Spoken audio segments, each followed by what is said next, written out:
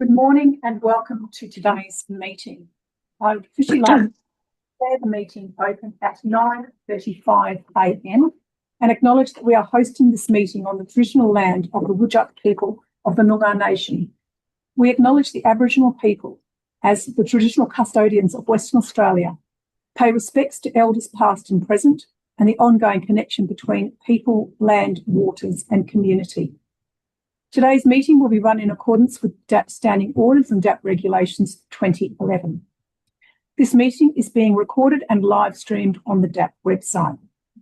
As is always the case, panel members may refer to your technical devices throughout today's meeting to assist you in considering the information before you. We have a number of members for today's meeting, and our meeting occurs in various parts. And I would first like to introduce at the beginning of the meeting all members, but I'll also reference those as we go through the agenda.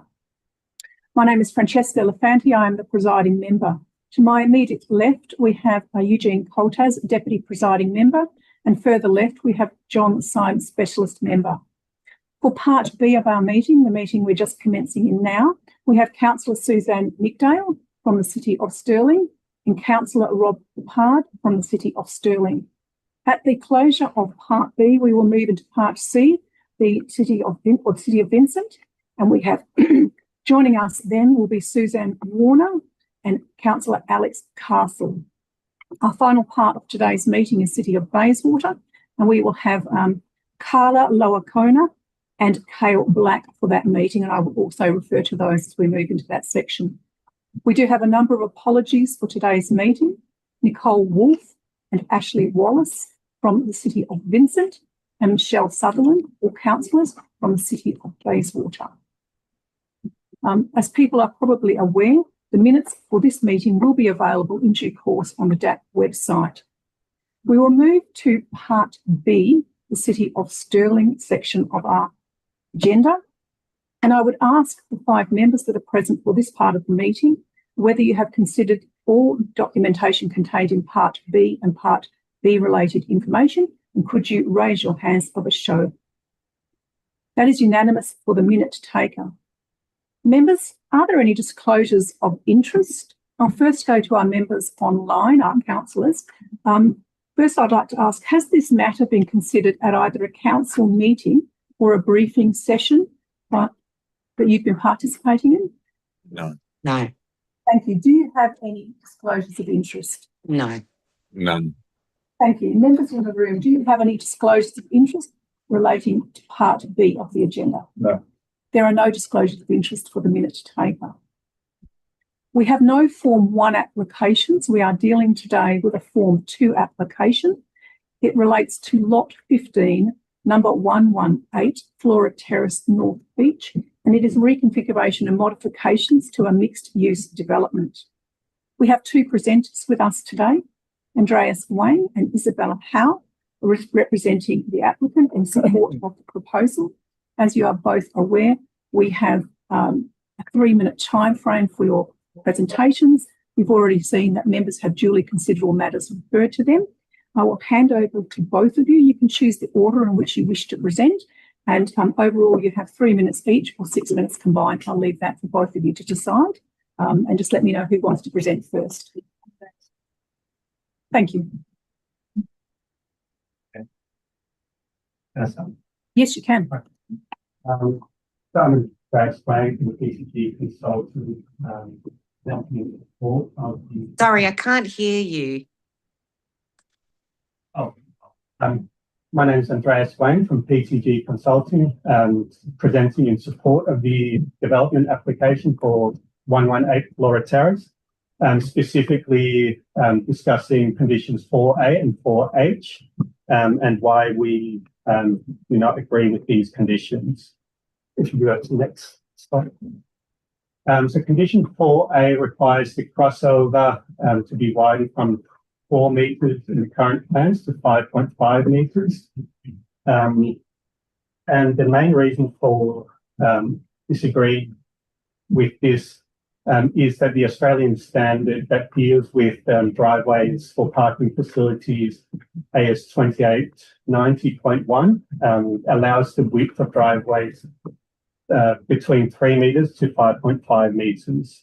And the main reason for having a wider driveway, 5.5 metres, would be to allow inbound and outbound movements to occur at the same time to reduce the chance of having vehicles waiting stationary on the frontage roads, because that could impact flow of traffic, potentially increasing the risk of rear-end crashes. However, the standard also recognises that two-way movement for driveways aren't always necessary, especially for low-risk areas. So the approach that the standard takes in evaluating this risk is to take into account the number of parking spaces available within the parking facility, and the nature of the frontage road. In this case, the number of parking spaces accessible is 54, and Flora Terrace being of a local road in nature, the resulting driveway category, which is reflective of its risk rating, is 1, which is the lowest possible. So that's what you can see in the table on the left. And then on the right, the resulting recommended driveway width for category 1 driveway is 3 metres to 5.5 metres. The proposed width of 4 metres, therefore considered suitable and compliant with this standard. Yep, next one. Now for condition 4H, which relates to the single car bay for apartment 202 to be reallocated to a turning bay. Again, if you look at 2890.1, a turning bay is only required if the length of the publicly available parking area exceeds the width of 6 90-degree parking spaces. In this case, the publicly available parking area ends after 6 car bays, with a sign warning that the remaining car bays are only for allocated apartment residents. And we are also concerned that the wording of this condition locks the turning bay into a specific location. It doesn't provide any flexibility in case that those parking bays are reallocated at some point in the future. Go to the next slide. However, as an alternate consideration, the residential parking bays could be moved from the western side of the car park to the eastern side of the car park. Therefore, if a visitor is coming down the ramp, turning right as per the signage, they can immediately see if the parking bays are full. And if they are full, they can immediately reverse and go back up the ramp. So if you go to the last slide,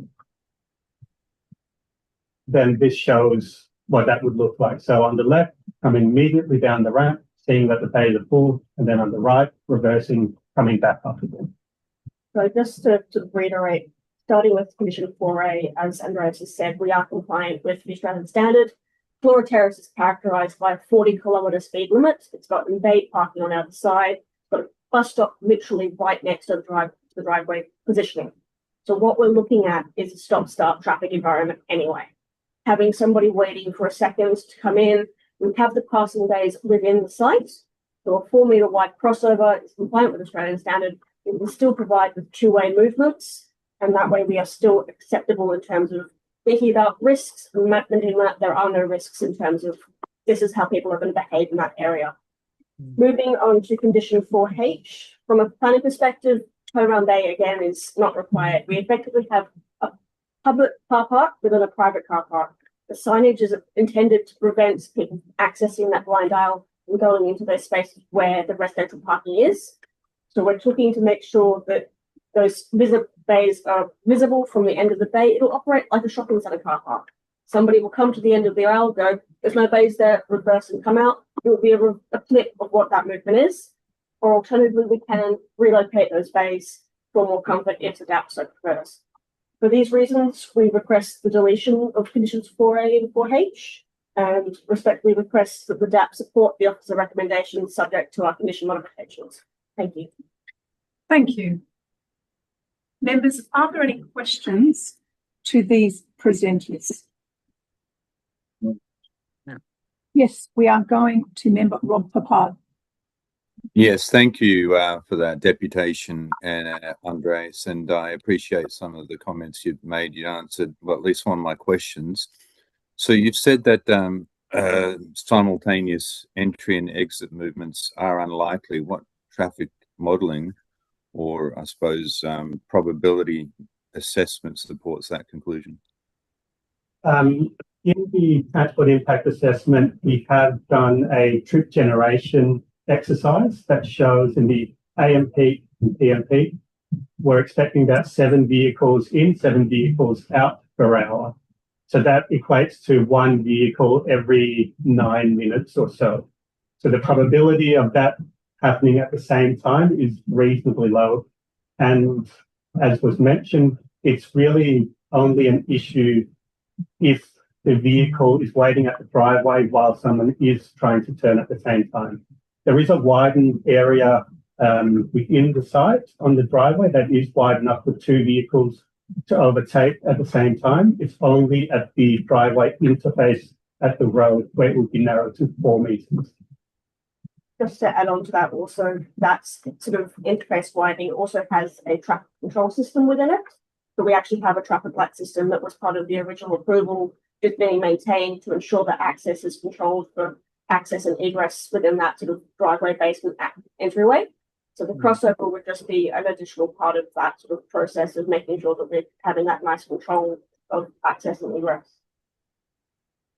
Thank you.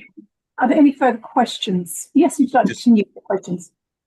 Just to follow up on that, and you might have, I think, half answered this. So if a vehicle is exiting while another vehicle is waiting at the crossover, what practical mechanism prevents queuing back onto Flora Terrace? There would be some queuing, not expecting a lot of queuing. Any stationary vehicle would block traffic behind them, thereby making it slightly easier for the vehicle to turn out. And then as soon as that vehicle's turned out, the waiting stationary vehicle can turn in and then the flow of traffic would continue. There's also a 7.5 metre splay on the verge. So the splay provides some area for someone to partially turn in and to get off. What? Sorry? What was that? So when you've got the crossover, you've got the truncation behind the flag, which provides a splay, and that's 7.5 metres wide. So there is actually quite a bit of extra space for people to come up onto the curb and onto the driveway from a turning maneuver. All right, thank you. I just want to. Any question? Yes, we have a question from Councillor Suzanne MIDAP. Thank you, Chair. I just want to, I guess, look, I can understand, I don't particularly foresee any grave issues with this, but I just want to understand, given that it's, 1 metre additional would mean that we'd have the 2-car movement egress access. I'm just trying to understand why this is the case. Like, is this to offset anything in particular, that there is a shortage of, it's a very small area that we're looking at an additional 1 metre to knock this out as an issue. Not that I'm entirely against it, and I do believe that, having the 1 car in, 1 car out movement will ensure a very slow speed, which our road engineers love. But I just want to understand what the deal is there. That question that's actually quite an important point for us, in that there is an existing green power dome on our southern boundary, which doesn't actually belong to our site, it belongs to the neighbouring sites. And have an existing approval. We have been progressing through conditions clearances to try and get development happening. We have the basement construction happening on site already. But unfortunately, that neighbour is not providing us consent to relocate that green dome. So that means that we have 1.5 metres on our side base, because that green dome is 1 metre in, and we need 500 millimetre buffer area around that green dome. So any relocation or widening of the crossover would need to go further north, which would impact the existing street tree with display. It would impact possible locations for the street sort of lamps, because we have to relocate the light pole where it is currently on that driveway location. It would impact the basement building. It has a lot of flow-on effects in terms of 1 metre extra, 1.5 metres extra would effectively need a whole redesign. Fair enough. Thank you. Thank you. Any further questions from panel members? Yes. So when you G say complex. that the power line is on the side, it's not really, it's shared, okay? The green dome. Sure, yeah. Yeah. So you'd have to get approval to relocate it somewhere else. Yeah. Or put it underground. Yeah, we were seeking approval to put it into the neighbour's driveway, which was rejected next I door. can understand that. Yeah, and it wasn't out. And you can't Western Power points like that alignment either on that block or your block, is that correct? Yeah, and if if they won't agree to the realignment, then it has to stay exactly where it is. Yeah. Otherwise, we can't. Yeah, you can't. You want block. Yeah. Any further questions? I have a question regarding your second point, which was the parking bay relocation. From the material that I've got here, I understand that you are seeking for that bay to, the parking bay relocation and the turning bay to tie the two together, 4G and 4H. You've talked in the context of the parking allocation, which I understand you are saying 3 bays is the number for relative for this development for visitor parking. And in order to address the turning circle in 4H, you are proposing an alternate for relocation of the full 3 bays to GO2 and the GO3, which has 2 bays to it. In that context, so I understand what you're asking, my question relates to turning circle for resident vehicles. Can you speak to that? Because obviously it's both visitor and resident. You spoke a little bit earlier on it. I'd like you to speak further about the potential to relocate those 3 visitor bays to the GO2, GO3, as you put in your documentation, and the resulting impact of a turning area or a capacity for turning for resident bays. Can you speak to that? Well, so all resident bays are in accordance with AS 2890.1 in terms of width and length, and they can do the usual of entering into each of the bays in forward gear and reversing out in a single reverse manoeuvre and then forward gear manoeuvre to exit. So all of the resident bays are all allocated. Each person that's going to be driving down as a resident will have an allocated bay that they can use to turn around in it should they so need to. They wouldn't be going into an aisle without a bay that's available for them to turn around in. That's obviously in relation to, say, 203, 303. They can manoeuvre into their own bay and use that as part of their turning, unlike the visitor bays, which are constrained. Okay, that's my only questions at this juncture. Does any other member have any other questions to the applicant? Yes, John Sy. Yes, look, condition 3, I think it is, or 4 requires 4 visitor bays. Is that right? That's correct. We're requesting. So where's the 4th one? We're requesting a modification for that condition because we've progressed with 3 visitor bays based on the understanding that the R codes allow for a 1 bay sort of offset with the number of motorcycle bays that we've provided, and it doesn't differentiate between residential bays and resident visitor bays. So it is 1 bay that we can offset wherever we so choose, and we've chosen that we were going to have that 1 bay visitor. So that's in motorcycle bays.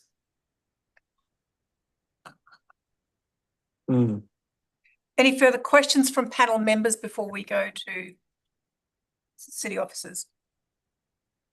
If there are no further questions, we will move back to the agenda and we will go to city officers. We have 3 city officers online with us today.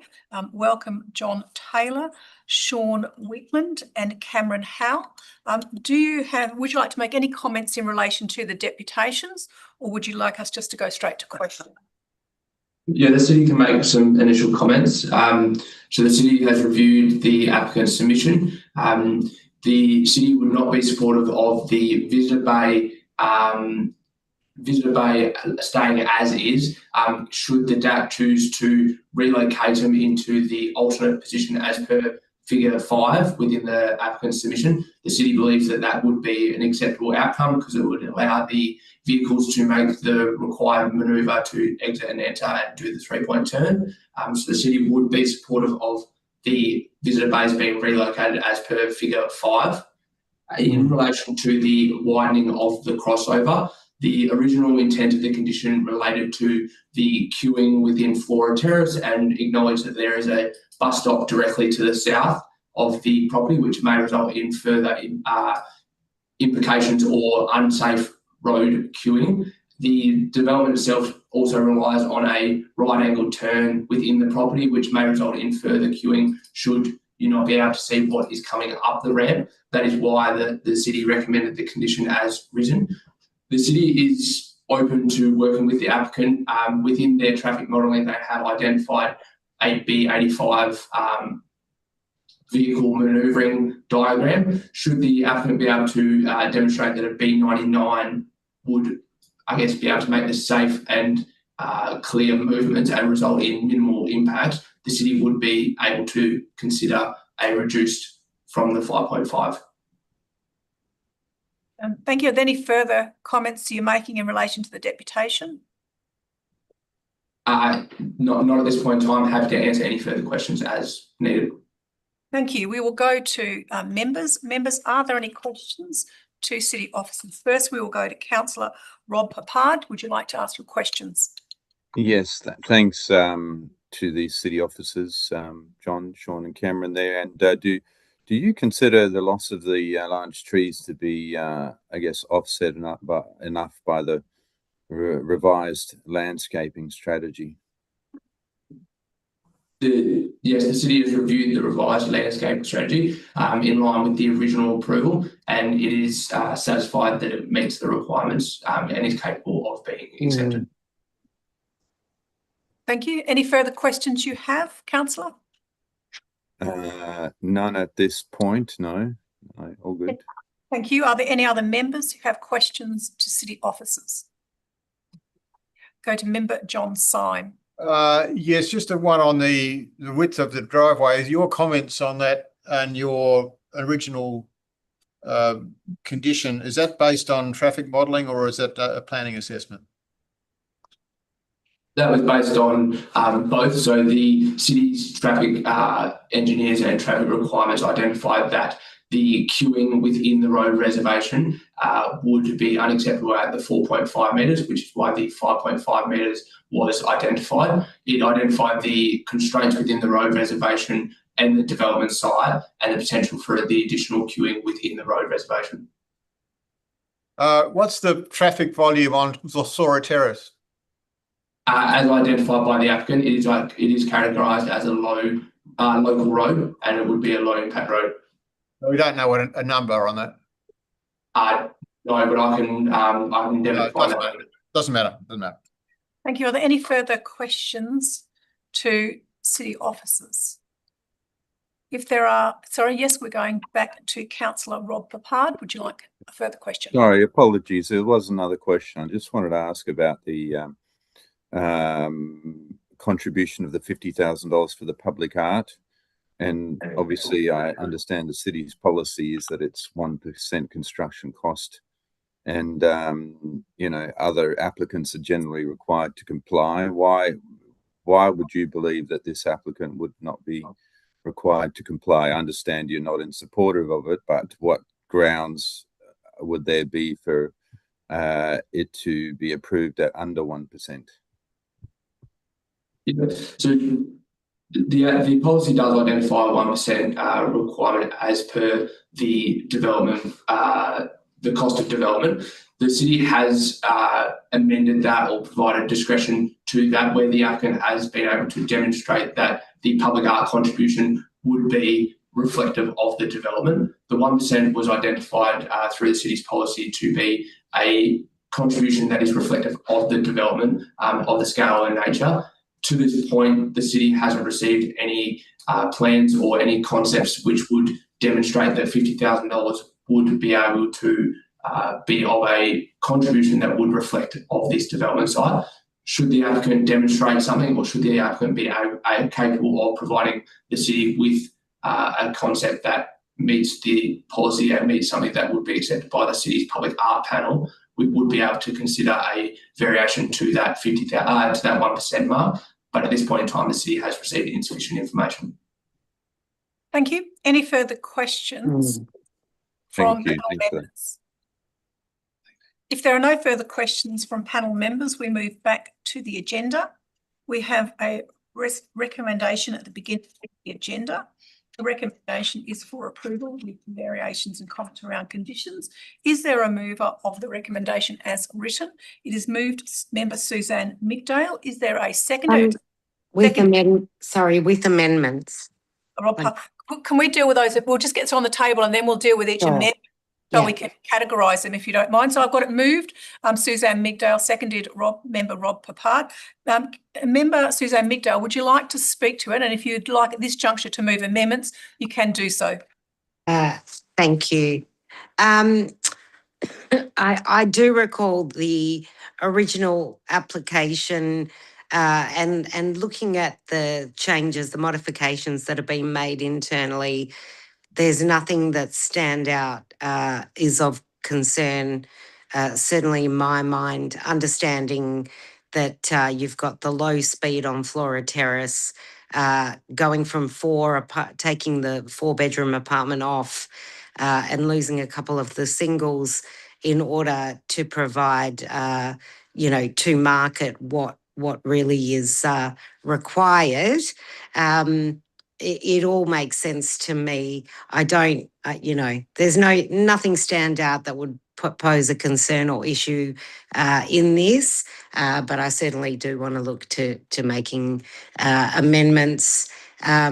Would you like me to list the 2 amendments now, or? You want to start with your first amendment and we'll deal with each one as you go? Sure. Well, the first one would be to take out condition A, 4A.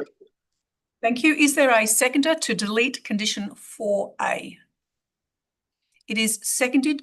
Member Rob Papard. Would you like to speak to that, member Suzanne Mcdale? I think that when it comes to this particular condition, we do have to note that it is approvable per what the applicant has submitted.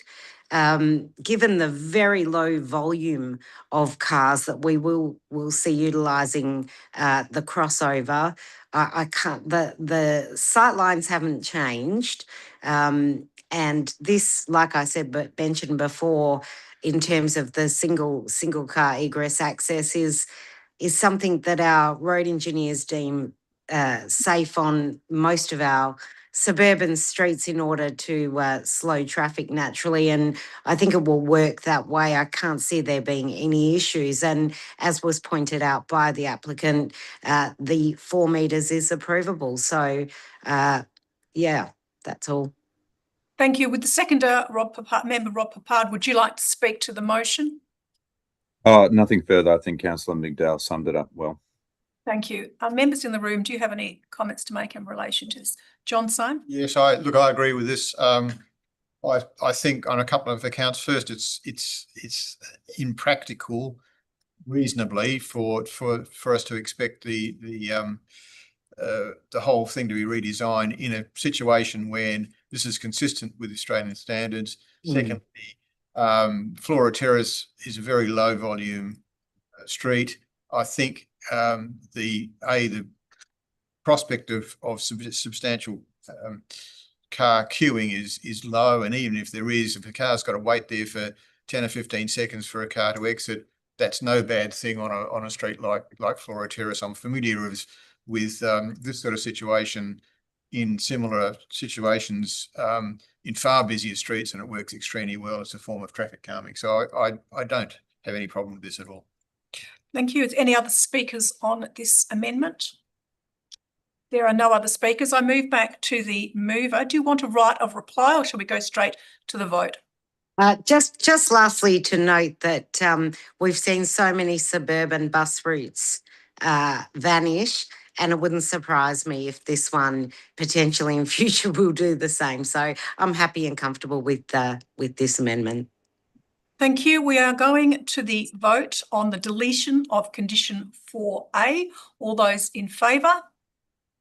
This carried unanimously. For the minute taker, I'm back to yourself, Councillor Suzanne Migdale. You had a second matter you wish to raise. Yes, please. Just looking at 4H now with the single car bay. I think it was per condition per figure 5 to be allocated. Figure, is that correct? I'm just struggling to find it again. It's figure 5 in the applicant's submission. Sorry, I didn't hear that. Figure 5 in the applicant's submission. Submission, yes. And that is what I would like to move as the amendment to H. So amendment to H is to what do you wish? Do you want to remove condition H, that the single car bay for the single condition 4H was single car bay for apartment 202 be relocated as a allocated. So I guess it would be a matter of potentially rewording it, given that what the applicant said made sense to me. In essence, what we're looking at is once this development is completed, there may potentially be a need to reallocate the turning bay. So this request on condition 4H is to delete the nominated apartment, the nominated car bay for apartment 202. So Correct. just delete that and not provide a turning bay there. Correct. Okay, so that's being moved. Is there a seconder for motion 2, amendment 2, to delete condition 4H? It is seconded, John Syme. Would you like to speak to this? I'll speak to it briefly, and I think the reason why I've said this is because I don't know that location, the marked location for the turning bay, is going to prove logical or intuitive. And as we all know, I mean, we've all tried to park our car, I'm sure, at some stage under apartment buildings or in the car bays, and one tends to, as the driver, do a movement that is intuitive. So to a degree, regardless of what we decide today, users are going to use their intuition to navigate these spaces. And I just don't believe that locking in that particular reallocating it as a turning bay makes a lot of sense. Thank you. Would the seconder like to speak to the motion? Yeah, look, this is also on the understanding that the visitor bays will be relocated. Whether there are 3 or 4 of them, that's to be decided. And on that basis, 2 things: A, it does make you don't need a turning bay in that location if that's the case, and secondly, even if there were a need for it, the location of the current visitor bays means that it's consistent with Australian standards. But I think that there's no real need for a turning bay in this location. Just before we move on to other members, can I just clarify one matter? Member John Syme, you referred to in your commentary the relocation of 3 parking bays. Those 3 parking bays, is that what Visitor bays, yes. Sorry, the 3 visitor bays be relocated. Are you referring to the earlier commentary about those bays in that? Yes, they go to GO2, GO3. Member Suzanne Migdale, are you comfortable? That actually relates to condition 4G. Yeah. My suggestion, I'm asking a question, I suppose. Are you proposing that we're dealing with 4G and 4H together? Is that for both the mover and seconder? Is that correct? Yes, happy with that. So 4G would be a modification being relocate, and so the words would be relocate visitor parking, 3 visitor parking bays to GO2 and GO3. That's what you referred to. Yes. So just for the minute taken, for everyone clear, what I understand is the motion, and for both the mover and the seconder of confirmation, is that condition 4G would be modified and the wording would be to relocate 3 visitor parking bays to GO2 and GO3, bearing in mind there are 2 bays with GO3, and then G4 would be deleted. Sorry, then condition 4H would be deleted Delete H. That's right. and modify And G. relocate the visitor parking phase to the areas currently in GO2 and GO3. We don't put a number on it yet because I'm going to decide if there's 3 or 4 car bays. Okay, so I understood you were wanting to delete the reference to car parking in GH, in 4H. Correct. Yeah. So that would, so 4H would, sorry, I'll start it back in. Let me get right back to that.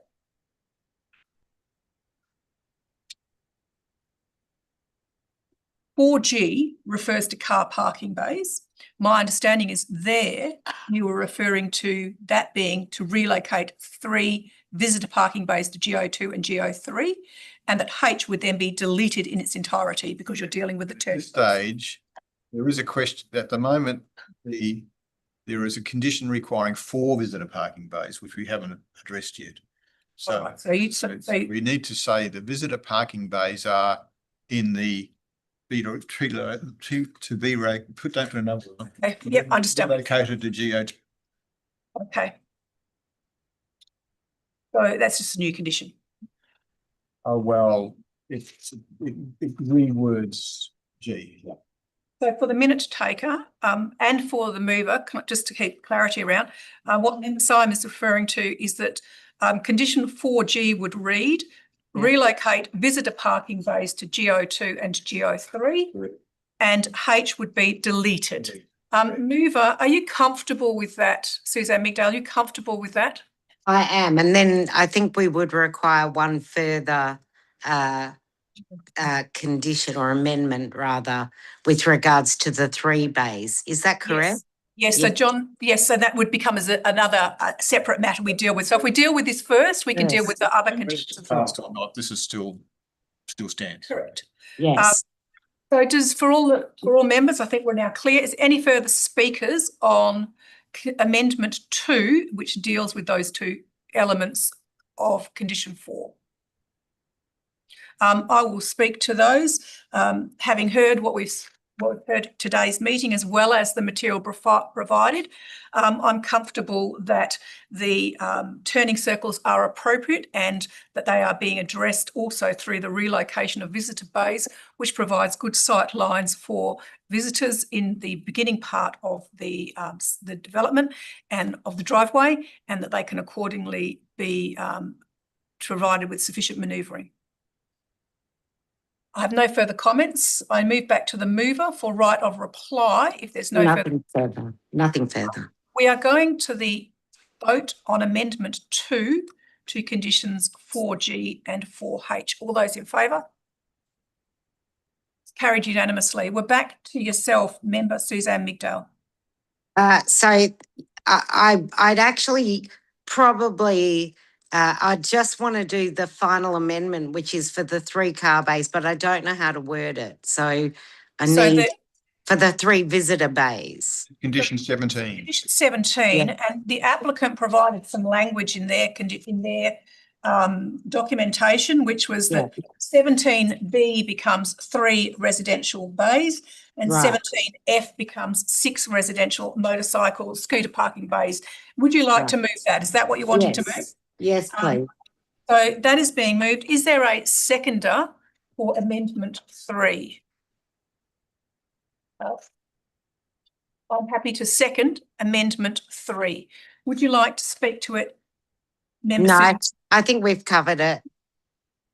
I will speak as seconder. I'm comfortable with the provision of 3 on-site bays. It reflects also the location that has been changed in the earlier conversation, and I'm comfortable that given the layout of the proposal, that 3 bays will be sufficient. I'm equally comfortable that the additional units that have the additional the additional car bays, the 3 bays, have the capacity also to use them for visitors, as does any other unit that has double parking for each unit, as well as the area is within a town site, and it encourages access and walkability to a range of facilities. So from my perspective, I'm comfortable with the 3 visitor residential bays.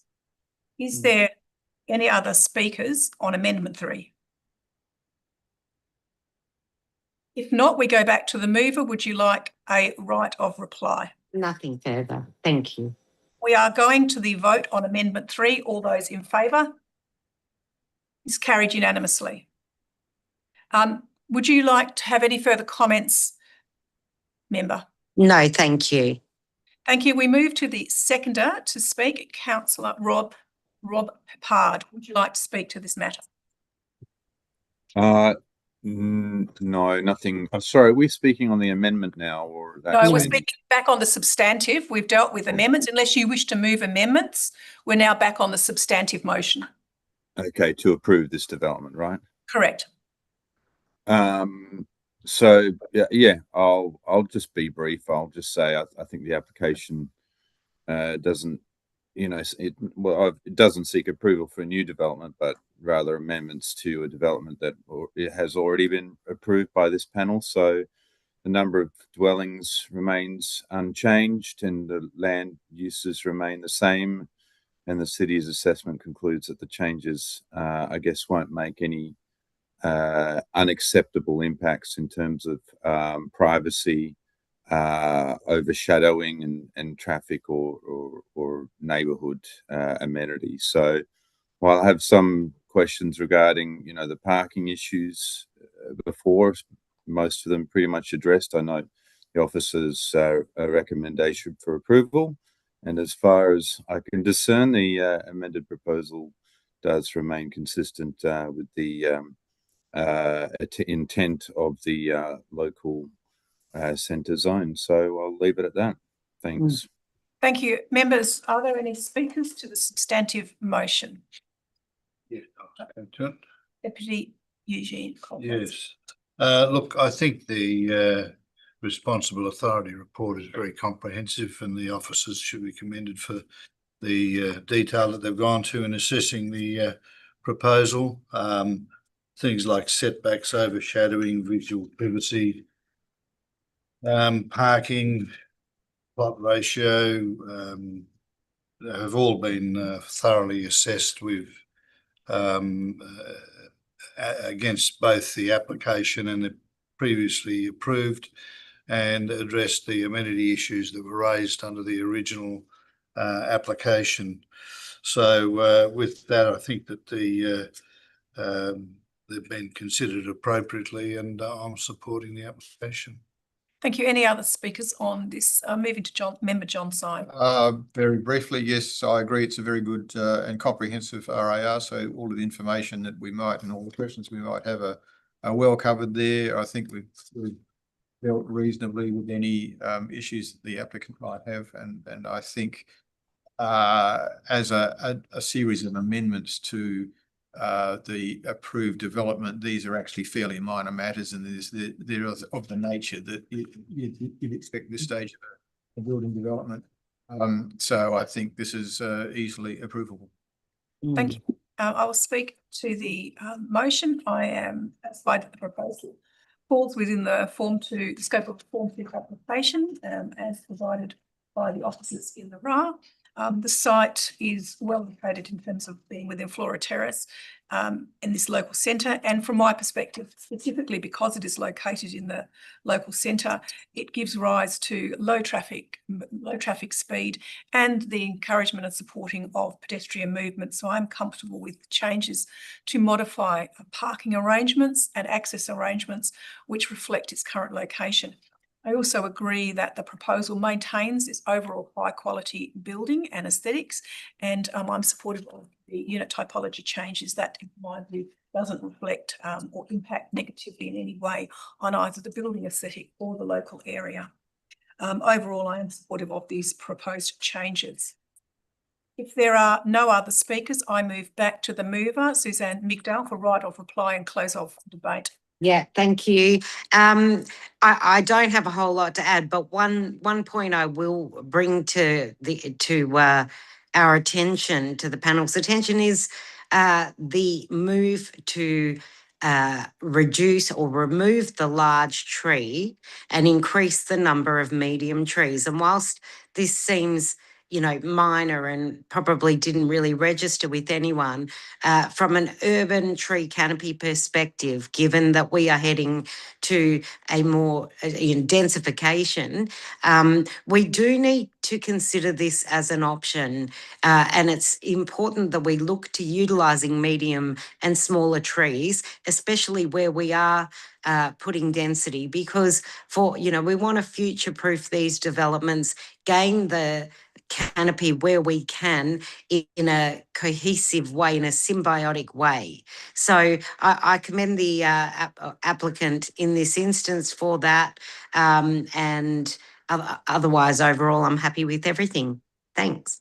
Thank you. Right of reply has been had. We are going to the vote inclusive of the amendments. All those in favour? It is carried unanimously. The minute taker. We move back to the agenda. That concludes item part. We move into part 5. There are no SAP reconsiderations relative to this agenda. And at this juncture, I would like to thank Councillor Suzanne Meekdale and Councillor Rob Papard. Thank you. See you later. Thank you. Have a great day. Bye. Bye. It's 10:21 and we are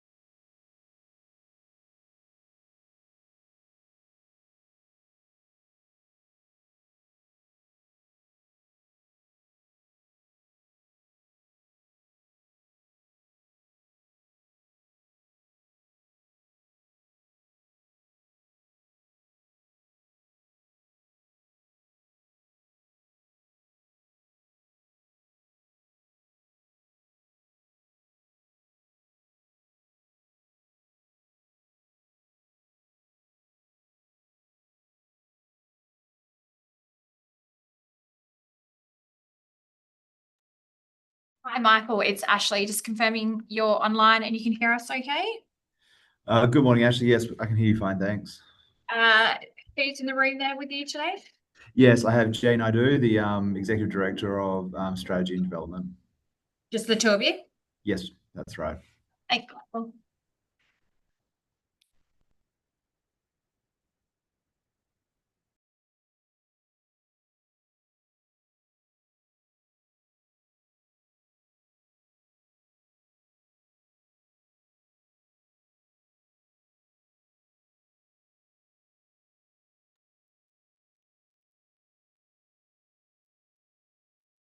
Thank you. We will now recommence this part of the meeting. It is 10:24 and we are commencing part C of our meeting, dealing with the City of Vincent. I would like to welcome Councillor Suzanne Warner and Councillor Alex Castle here with us, representing members from the City of Vincent. As is the case with this agenda, we will move back to declarations of due consideration. Members, do you have any interest to declare this juncture? There are no interest to declare in relation to this matter. Was this considered by a council or a briefing? Neither. Thank you. And Consideration. could I also have a show of hands from all members that you've duly considered matters relating to this part of the agenda? That is unanimous for the minute taker.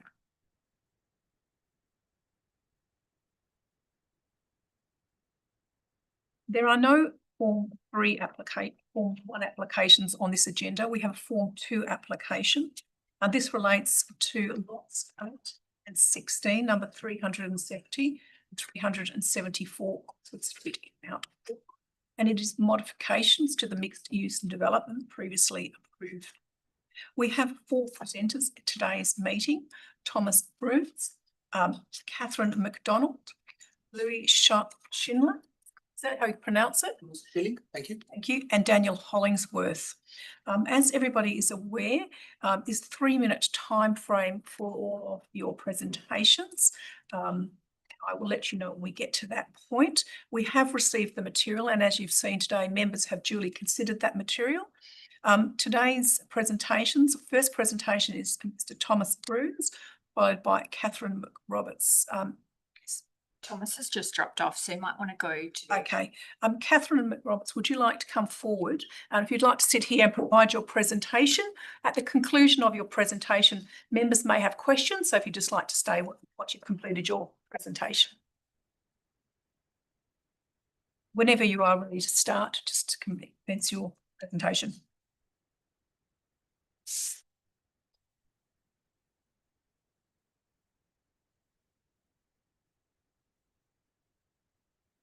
Good morning, Chair and panel members. My name's Catherine McRoberts. I'm a nearby resident and speaking against proposed development at 370 Oxford Street, Mount Hawthorn. This proposal is not simply a minor amendment to an existing approval. It fundamentally changes the scale, the intensity, and the nature of what was approved in 2022. For example, the development increases from 36 to 48 dwellings. It reduces parking from 60 bays to just 29. It removes the active ground floor retail. And it changes the development from mixed use to 100% rental accommodation. That's 70% being social housing and 30% affordable housing. These are substantial changes that will have significant impacts on the parking, the traffic, the amenity, and the functioning of the Oxford Street precinct.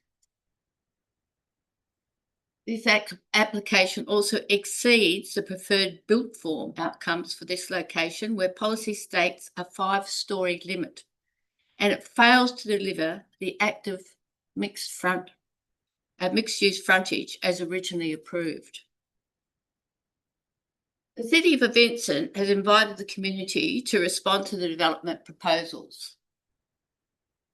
Overwhelmingly, the community disapproved. 326 constituents objected, whilst only 25 approved. It is the councillor's duty to care for their community and not to overrule this intense objection. This level of community opposition should not be dismissed. It demonstrates genuine concern that the proposal is inconsistent with the planning framework and does not represent orderly and proper planning. In conclusion, the objections relate to the sheer size and scale of the building, the non-compliance with the City of Vincent build framework, the non-interactive street frontage, and the dire insufficiency of parking. I respectfully ask the panel to refuse this amendment If additional housing is to be delivered, it should occur through a proposal that complies with planning framework and better balances community expectations with good planning outcomes. I'd like to thank the organisers of today's meeting, providing a platform for the community to express our disapproval and to welcome our vital input into the decision-making process. So thank you, everyone. Thank you for your presentation. Members, do you have questions to our first presenter? Thank you. There are no questions at this juncture, but there may be questions to the officers. Thank you. Another second there.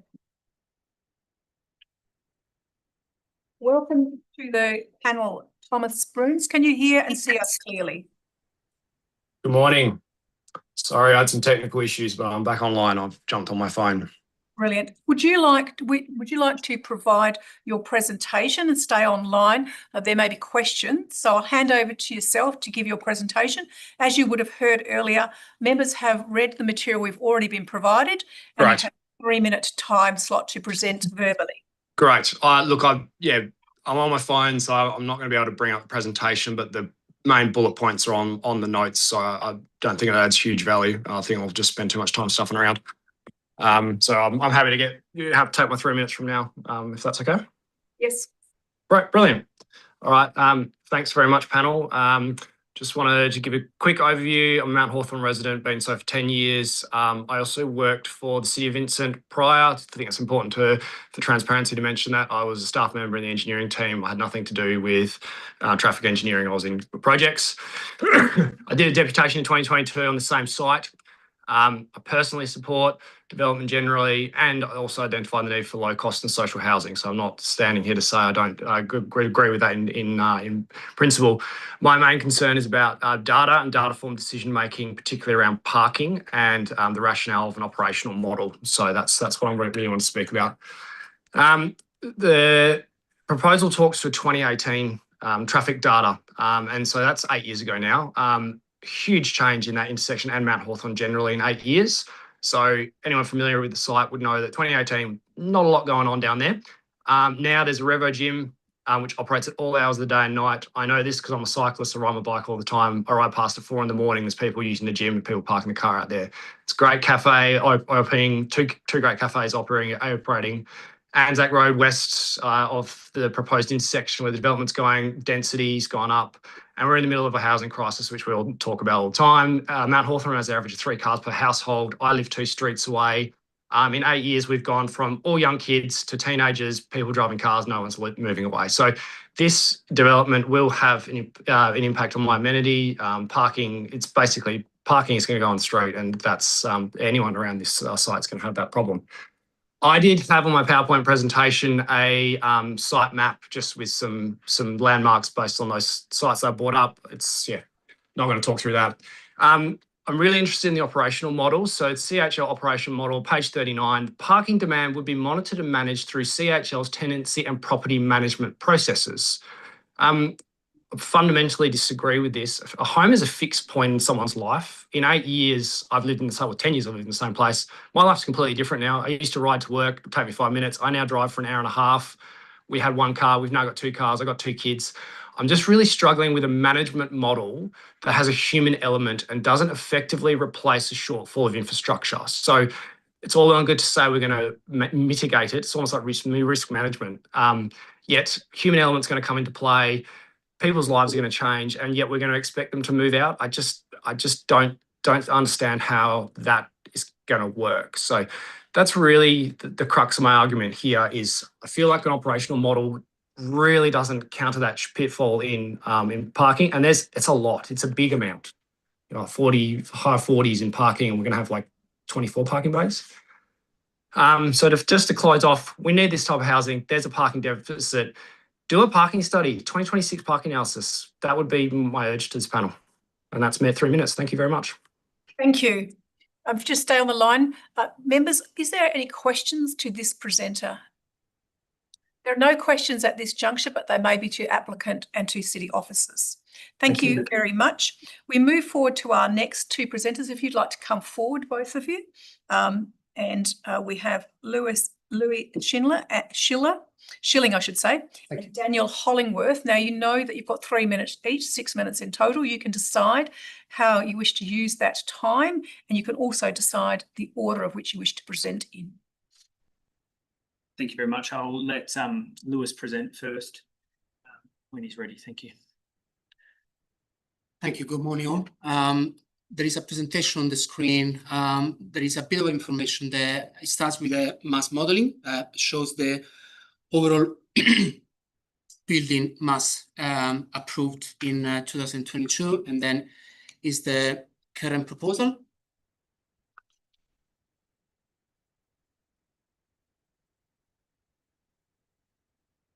Essentially, we are moving from 7 stories to the approved scheme in 2022. The building is still 7 levels, but we are occupied for dwellings, only 6 levels of them.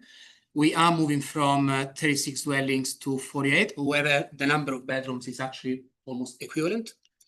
There is a significant decrease in massing from the approved scheme in 2022.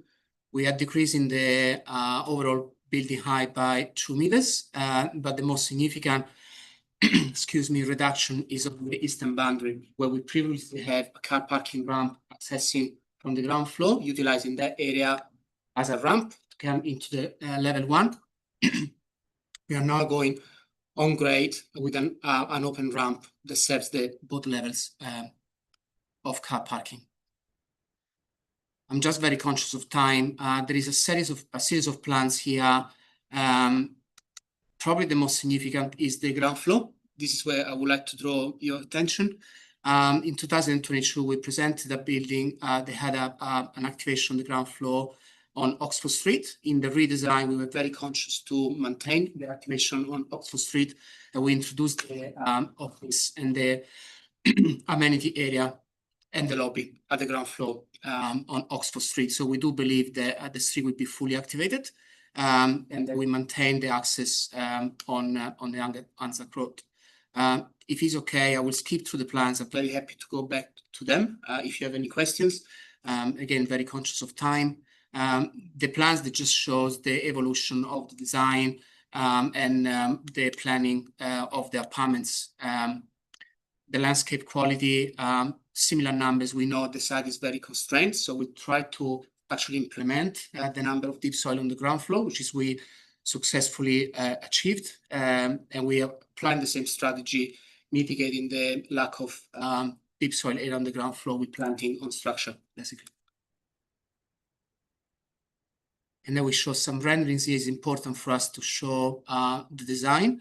We tried to basically utilize the same envelope and providing a building that the look and feel and the aesthetics will be very similar to what we originally presented in 2022.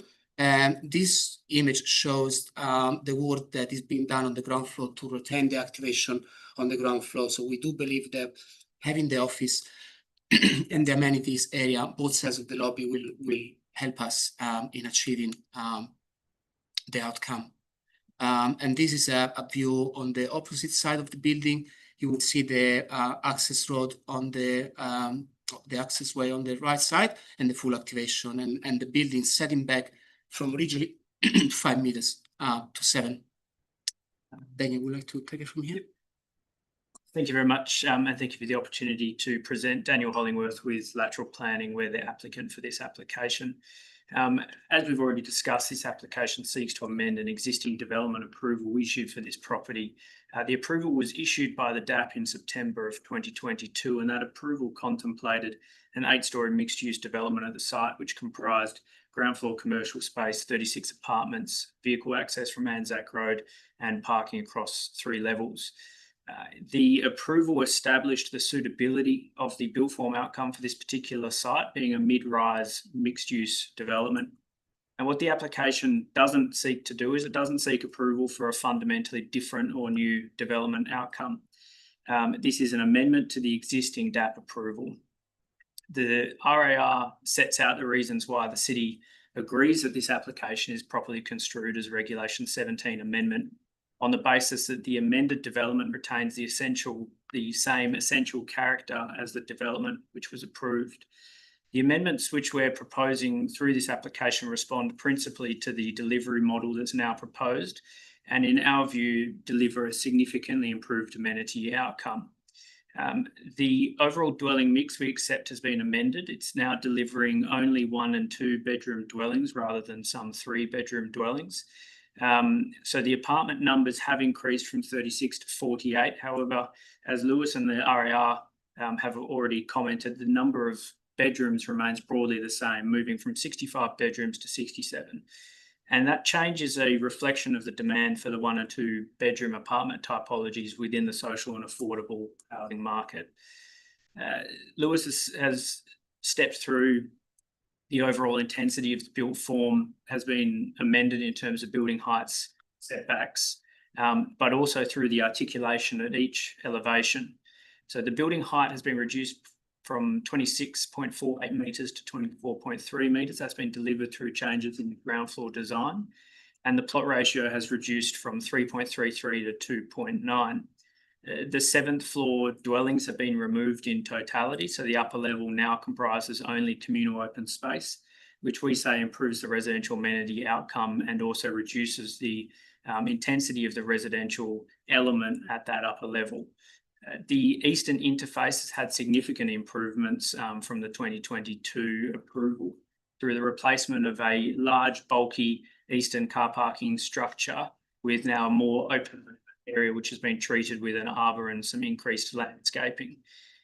And then the eastern setbacks to that facade have also been amended and articulated to soften the overall building appearance.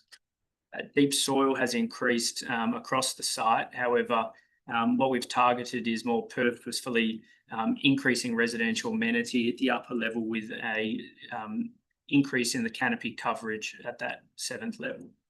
So in our view, the proposal delivers long-term social and affordable housing in a highly accessible district centre location. It's close to public transport services, employment and daily needs. The housing will be managed by Community Housing Limited as conventional long-term residential accommodation. There is no proposal for crisis, transitional or short-term accommodation. So for these reasons, we say the application is properly framed as an amendment. It remains consistent with the essence of the approved development and delivers a reduced and improved built form outcome. And on that basis, we request that you approve this application. Thank you. Thank you for your presentation. Members, are there any questions to the applicant's team? Any questions from any? Yes, Member John Syme. Yes, on the ground floor, you've got on the corner area there something which titles amenity. What does that mean? What's in there? So the amenity would be dedicated for the users for the building. So it will have a communal area. It will have a kitchenette. So the user will go down there, for instance, for an event. They will have a kids party. So it will be fully activated by the users of the building. So this is your communal space? Correct. In addition to the upper level communal space, the rooftop terrace. Which has also got amenity on it. Correct. Can you clarify just on that aspect? I'm particularly interested in street activation. I note in the report, the applicant indicates that there'll be the office won't be manned, staffed all the time. And you've just referred to the amenity areas being fully activated by users for events or parties or other gatherings. Can you speak to that further? I'm not hearing in either of those full activation in the way you would have either a cafe or a typical office. So what is the, essentially, what is the control? What is the mechanism that ensures activation on a regular basis? Is it a 9 to 5? It must be activated. And how does it actually work in the context of this proposal? I have exactly the same question to offices, because this is a mixed use and it requires those activities to be something more than part of the residential, needs them to be a different use classification. And the scheme talks of those as being office. So can you speak about what essentially is the controls that ensure activation of those ground activities occur consistent with the provision of the scheme, which requires it, and the land use? Yes, certainly. So the comment within the attachment side, I understand that you're referring to, is that the office won't be occupied full-time by support services, but it will be occupied by tenancy management services.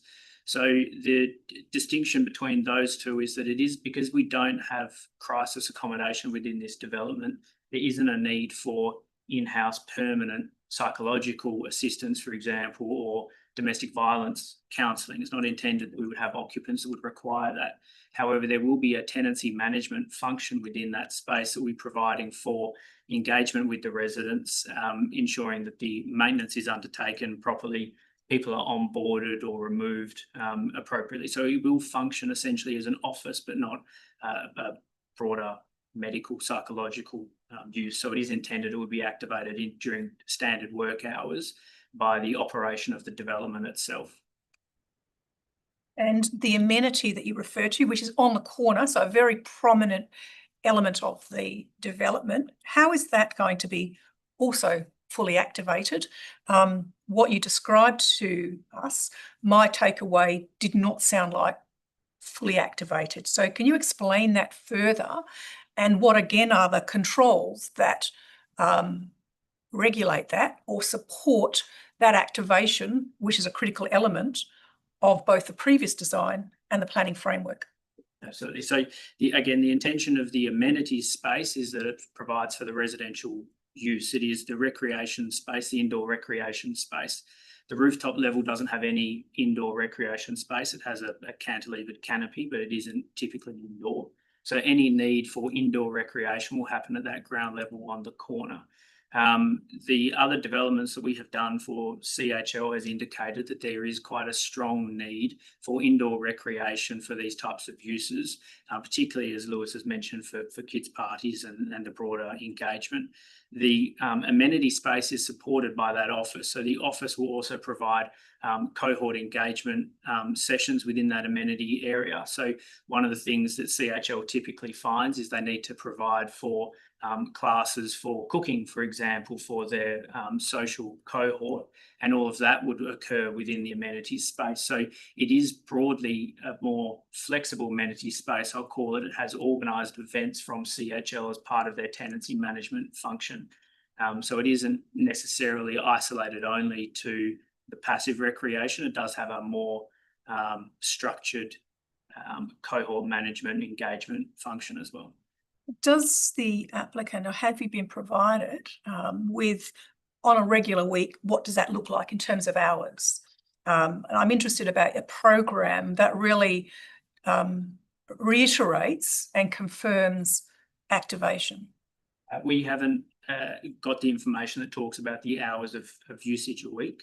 I'm not sure if Sharon is online at all from CHL. She's a state operations manager. Great, if she's online, that would be lovely. Yeah. There. Clarify that for me, that would be wonderful. Sharon was up. Yes, should be. Okay. Perfect. Eva, Ross, David, or Corey? Corey might be able to speak to that if he's available. Thank you. Oh, yeah. Yes.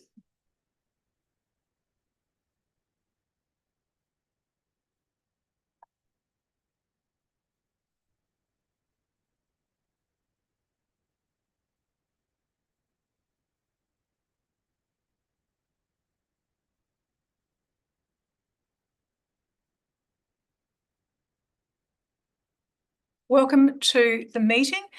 Is it Corey that's online? We have both Corey, so I'm the State Development Manager for CHL, and we've got Sharon here, who's State Ops Manager. Welcome, Corey and Sharon. I'm assuming you've heard my earlier questions. Could you provide some commentary, and it's specifically in relation to the mechanism and the controls that support activation on a regular basis, that's a daily, almost a daily basis, as is anticipated through the planning framework.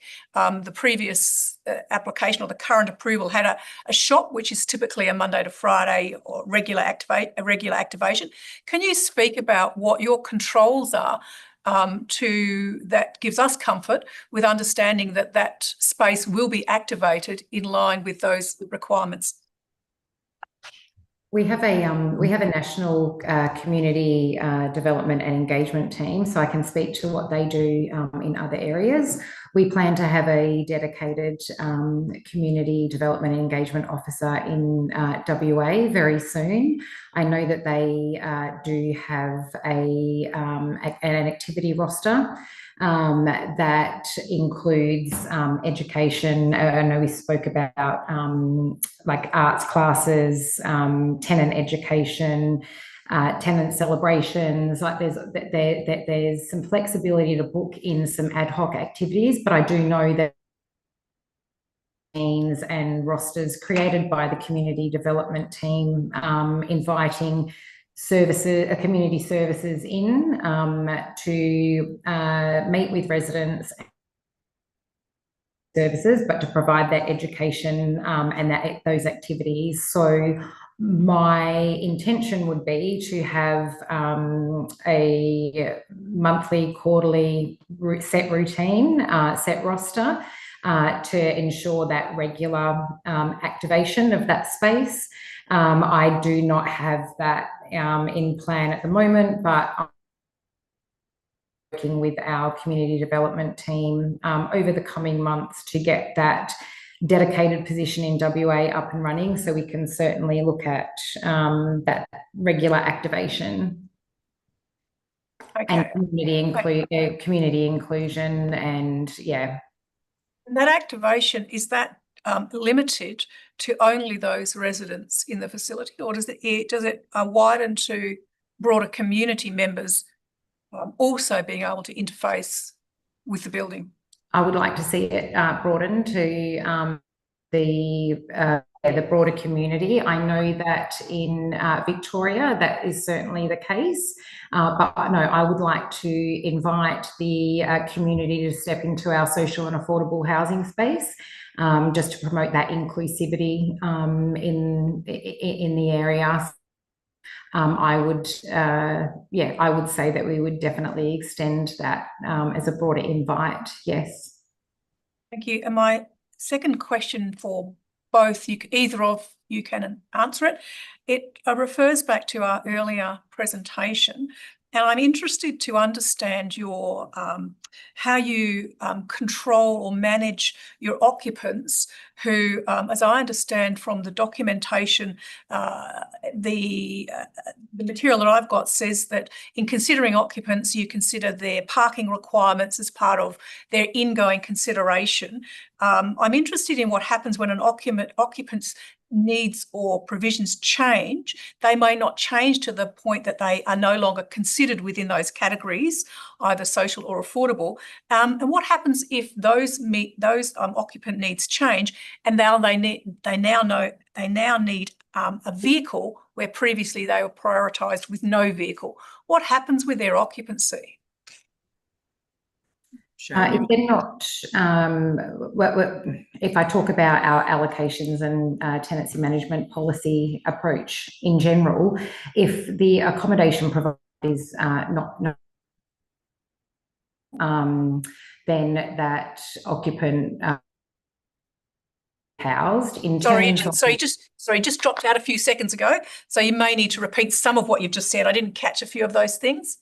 Yeah, sorry, we didn't catch all of your question either, so I'll answer the best that I can. In relation to allocation and tenancy management policies, if somebody is not suitably housed, we will look at rehousing them or transferring them. So if they're relying throughout their tenure, and if there is no availability and there is that demonstrated need for a vehicle, then we would make sure that they are suitably housed elsewhere, or we would when a car park becomes available, Yeah. we would definitely allocate to them. Nobody will be disadvantaged. If they own a vehicle, they won't be disadvantaged by having their tenancy come to an end or to be inadequately transferred. So I'm sorry, I didn't hear some of your questions. I suppose what I'm really trying to get at is that the reduction of parking, that's a core element of the change that we're being considered today, talks about a method of managing occupants parking. And it sets out how you're going to do that. But I'm curious about tenants that are already in your complex that's for whatever reason changed lifestyle needs and needs a vehicle that's no longer available on site because they're all currently used. What happens with that tenant and their parking need, which is the issue, one of the issues that's come up with submitters, that lack of on-site parking will push parking needs of occupants into the local area. So what happens with your tenants where you have no further parking for them, but one of the tenants needs it? I think we can talk to other developments that we have of a similar scale or even a larger scale in terms of the percentage of parking allocation. So Vincent's approved a development which is a ground lease model style development in Smith Street, which is the odd car base. So no, sorry, you keep dropping. Sorry, just keep dropping out there. Yeah, so we're talking to other similar size and scale developments that we have. So Smith Street has about 60. We're that type of. No, sorry, you've dropped out again. You dropped out again. I only heard Smith Street 60, and I didn't get anything after that. Sorry. I am familiar with the Smith Street site. I know exactly which one you're referring to. Yeah, so I mean, the size and scale that sort of from a location that we typically. So sorry, continuing to drop out. Sorry, I might just ask the officers in the room if they can clarify, because I'm not being able to capture what you're saying. Are you able to respond and advise on that question? I'm sure you're clear about what I'm attempting to. Someone doesn't have a car bay and needs a car bay. They're already allocated. Yeah. So in answering your question, if I can just be a little bit frustrated and take one step back, the allocation of the car bays is intended to be all of the affordable dwellings as a car bay, the social, there's an allocation. In the initial advertising of these properties as tenancy, CHL ranks their eligibility based on obviously their socioeconomic and their employment status, but also on their need for a car bay. They're not obliged to take people directly off the top of the list. They can select who goes in. So the allocation of the car bays is based on who needs a car bay and who has a car. So if you're a social housing occupant and you're not employed and you don't have any children and you don't have a car, then you may well be given a tenancy. If you're a single parent in the social housing that is employed, you're likely to be given a car bay because you have a need for it. But a lot of the tenants that are going to be taking occupancy of these social housing units don't have the economic means to afford a car, which is why they're broadly a reduction in car parking. The answer that Sharon, I think, was partially giving in between dropping out was if someone doesn't have a car bay allocated to them and doesn't have a car, and then they transition into needing a car bay, they will be suitably rehoused if there's no available car bays. Okay. And that, in terms of that method, I'm going to have a separate question to the officers, is how does that relate in a planning sense? That's a management option. That's not a planning control in relation to parking. I accept that, but equally, the demonstrated parking demand and need for the broader social and affordable housing market, particularly with the HAF developments that are being delivered at the moment, principally through DevWA, is a standard rate of vehicle parking at 0.6 bays per dwelling. That's the delivery model that you could colloquially call best practice in the social and affordable space. is 0.6 car parking bays based on the 1,600 social affordable dwellings that are being delivered in Metro Perth for social and affordable through HAF. It's difficult to say they're doing it, so you should do it. I completely accept that. However, I think the best practice that's been demonstrated through those HAF projects, equally with the management practices that are proposed, that it could be enshrined through a condition if needs be on an operational management plan, demonstrates that there's suitable management practice to control the demand for vehicle parking within this development, and it is reflective of the likely cohort that will be moving in. Thank you. There are any questions? Sorry, I took up a lot of time. Members, do you have any questions? Yes. I tend to always want to ask about the public art part of this. To do the 1% for art, this is quite a significant development. So we're looking at quite a chunk of money being allocated to art. Are you looking at which option are you looking at doing? Are you looking at providing your own creating art on site, or contributing to the % for art pool? The intention is to provide it on site. At present, there is some screening that's shown on the Anzac Street frontage that has been earmarked for some public art contribution, and there are other locations throughout the site, perhaps within the public realm immediately adjacent, but principally it would be intended to be provided on site. Thank you. Any further questions? Yes, we are moving. Thank you. I had questions about the parking too, but thank you to the chair. They've been adequately answered. I did also have a question around landscaping. Some of the concessions rely on the introduction of on-structure planting in the rooftop area. I'm just wondering if you could outline how those plantings will be maintained and who will be responsible for that. So given that this is a social and affordable development, there isn't likely to be any subdivision of this development, so there wouldn't be a strata company. It would be wholly the responsibility of CHL to maintain those landscaping spaces.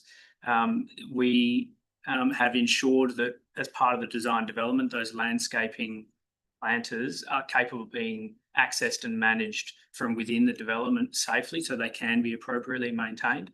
The last thing we want to see is something on plan that essentially doesn't come to fruition because it can't be maintained. So if needs be, Lewis can talk to that, but CHL will look after it, and we've designed maintenance into it. So that intends to be reticulated, automated, so that it flourishes on its own? Correct. Right, thank you. Any further questions at this juncture? If there are no further questions, thank you for your presentation. We now move to officers. Welcome, Michael and Jay Nadeau. I hear you're both online, is that correct? That's correct, presiding member. Let me just maybe turn off the background blurring if I can. There we go. Right. Good morning. Thank you. Thank you. Good morning. Do you have any response to the presentations and the questions that have been raised already? And then we will go to further questions from the panel. I don't have any, I guess, responses to any of the matters raised in the deputations at this point. I might seek the questions from the panel members because there were quite a few that were quite specific around car parking, and I wouldn't want to perhaps answer those preemptively without and maybe missing the point. So in this case, I think I might just seek questions from panel members. Thank you, panel members. We are going to questions. Yes, we are going to first question from Suzanne Warner. The thing we're hearing about, one of the major concerns from the community is that there will be an overflow of parking. That's the community's perception, and it will spill onto the streets. And we're looking at traffic data from 8 years ago, which is maybe out of date, and we're going to be contributing to a larger problem of having just this congestion in this area. Can you sort of break that down for me? I'm of the thought that these residents would not be available, would not have access to residential parking passes into the streets, so they wouldn't actually be able to be parking in this if they were in the situation that they did have additional vehicles and that there was a problem with parking. So are you confident that this is being managed properly?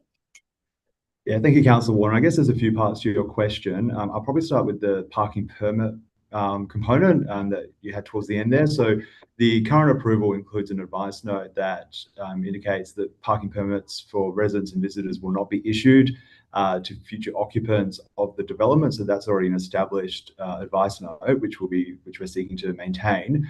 That's consistent with our parking permit policy, which is obviously a separate policy and not a planning related policy. So that doesn't prevent future occupants from parking on the street, but if they did, they would be subject to any of the existing restrictions that any other members of the public would be subject to if they parked in the area. Secondly, the car parking survey data that we've included in our report, we do absolutely acknowledge that it was taken in 2018, and that's the most recent survey data that we have. I guess in that instance, we don't necessarily give that survey data as much weight as we would on contemporary data. But that is just one component of the overall assessment that we undertake for car parking. So we're satisfied that the car parking can be dealt with through management measures, which is why we've included a condition for a parking management plan, and also other criteria that would meet the element objectives of the R code, so around alternate modes of transport, proximity to employment, access to other infrastructure.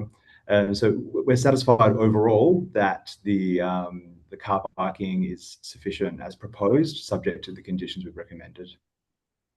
Thank you. Any further questions from panel members? I think you were referring to some of the questions that I've raised. My questions, in summary, relate to two matters. One is, what is the mechanism to ensure the street activation as required under your scheme occurs, particularly in relation to the amenity area? You've heard what the applicant has provided. What control do you say is in place to ensure that that does occur? So I guess insofar as the amenity is concerned, the amenity itself isn't a distinct use class. It's a part of the communal open space for the development. So we've considered that as part of the, not distinct like we would the office component.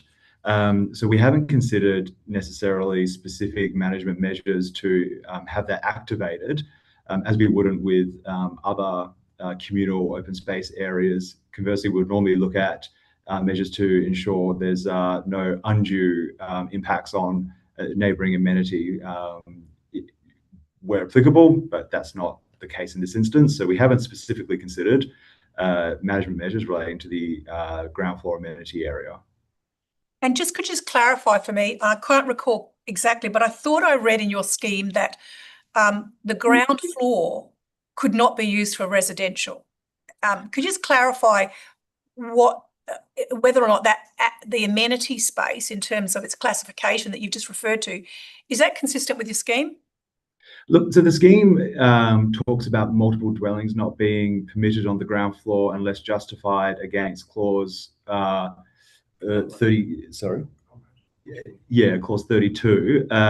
So I guess to some extent, yes, the development is for multiple dwellings and an office. So those communal spaces would comprise of the multiple dwelling aspect. However, we would consider the communal spaces to provide greater activation than what an individual dwelling might, and therefore is appropriate as a ground floor interface. And I'll add to my colleagues' comments. Under the district centre zone, which is where this development is sited, it does seek to achieve active uses on the ground floor plane, really to achieve all of the things that have been raised. So that activation is important, and though it is not a straight prohibition against an office use being used on the ground floor, you need to demonstrate in totality why it is still an appropriate or provides a contribution to that activation. In the officer report, we've stepped through that on page 30 of the report, and really it's trying to achieve operational functionality, and you've heard that being described by the applicant. So there is some presence there in terms of the office use, together with the amenities as a communal sort of function for the residents. I think what hasn't been discussed also is the design of that ground floor plane. That does allow passive surveillance, street interaction. So you've got the right built environment to enable change and adaptation over time. And when you actually experience this area of the town centre area for Mount Hawthorn, which has its own character, offices and these types of uses are actually not that unusual in this area. And it works in terms of a vibrancy and activation perspective. So we view that this office and the amenities function on balance would not unduly impact what we're trying to achieve in that broader town centre area. Thank you. And my final question relates to the same matter. I note there's a series of condition changes that you've put in amendment conditions as part of the recommendation. My earlier question to the applicant was about controls and management. Do you believe there is any need for any additional requirements around that particular space that we're talking about, that amenity space, to ensure the activation that you were referring to? Or are you comfortable that it will be appropriately managed in the context of the conditions that we have in front of us? Sure. I wouldn't be recommending a condition that outlines specific management practices for that amenity space on the ground floor.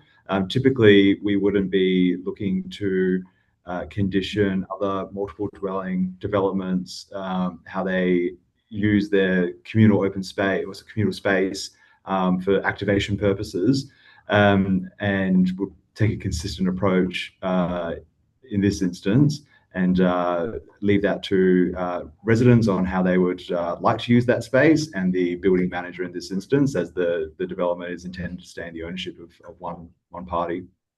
So in that context, are you comfortable that sufficient activation of this ground level plane with the town centre will occur, given what you've just said? I think it's important to, building on my colleague Jay's comments, to sort of recognise the point in time where this part of the town centre currently is. It's a part of the town centre that's going through transition. So we understand that although we might ultimately like the entire street to be lined with cafes, restaurants, and small bars, that does take time. The district centre zoning does allow for exempt uses such as shops and small bars to come into existing spaces without an application. So we believe that the office component supports the development and its operation at this point in time, but it's not precluded from evolving in the future and supporting the transition of this part of the town centre. Thank you for your comments. I have no further questions. Members, do you have any questions for the officers? No. If there are no questions to further questions, thank you for your comments. We move back to the agenda. There is a recommendation in the agenda. There was also a R13 response providing information in relation to item 1.3 or condition 1.3, which was the plan references. Is there a mover of the recommendation as written? And I would include in that the 1.3 reference to the plans in your R13. Is there a move of the recommendation as written? It is moved Eugene Coltaz, including those plan submission details. Yes. It is seconded John Syme. Would you like to speak to the motion? Yes, look, any development has an impact and on amenity, some good, some bad, but balance what we're trying to seek in favour of the amenity of the locality. This locality is a mixed use. It's a very busy locality during the week. There's a lot of traffic. There's a lot of noise through there. There's schools nearby. There's a range of uses. There's a lot of empty spaces as well. You know, the press highlights some of the empty car yards and the social issues that they have there. This particular development has an approval, or there is an approval on this site. This application seeks to amend that approval. The impact on amenity is pretty much the same from my point of view. The built form, the bulk, the materiality of the site are very similar to the approved. Any hard change to that, if it's refused, would run the risk of going through an appeals process where, on the balance, you'd be hard pressed to say that this is really that different to what's approved. In terms of the impact, the intensity of use in there, there's there's a reduction or change in the number of 1 and 2 bedroom units. Its overall impact, once again, I think numbers of persons that will reside there will be pretty much the same, if not less. There's a reduction in car bays. I'm familiar with, and I think panel members are familiar with, a number of these sorts of applications that are being lodged for social and affordable housing throughout the metropolitan area and, in fact, the state at various scales. And it's very important to realise the type of tenants that go into these areas. Reference was made to tenants who simply can't afford cars. They're given a unit without a car bay, and I think they welcome with open arms the ability to get some pretty good standard development. The alternative is for some of these people, the streets. So it's, from my point of view, the type of development, the impact that the development has in terms of the tenancy mix, the parking ratios, I think that they're okay. I mean, we never get it right with parking ratios. There's always no one's going to provide 100 more bays than they have to. Everybody, whether it's commercial, schools, doctors' surgeries, childcare centres, everybody looks for the lowest common denominator because, frankly, it's wasted space if it's not being used, and it's wasted land, and it's quite expensive in terms of the ability of the proponents to build these types of facilities, providing lots of car bays that are not, quite frankly, required. So from that point of view, I'm supporting the fabric of the development. In terms of the structure, the form of development, the bulk and form, materiality, as I said before, is much the same. The application has been through a very rigorous assessment by the staff, and I commend them once again for that. It makes it easier for us to assess the application when we get the information provided. The applicants have provided a suite of technical reports which also guide us in our decision making. It's shown that for me anyway, the impact of this development is not too dissimilar than the approved, and I think the type of development, the type of housing is very much required, and I'm supporting it wholeheartedly. Thank you. Would the seconder like to speak to the motion? Yes, briefly. First of all, I mirror that. It's very good to have a very comprehensive RIR and assessment by the staff that we can judge this by, and that gives us very complete information. First of all, I think that I do agree that this is a Form 2 application. It is a modification of an existing approval, and that's quite important because it means that the overall parameters of scale and so on are set within that existing approval. In that regard, this is actually a bit more modest than the other one. It's actually a bit lower. It's got a much better relationship with the surrounding sites, particularly on the east. So I think in terms of its consistency with the existing approval, it's actually made considerable advances on that.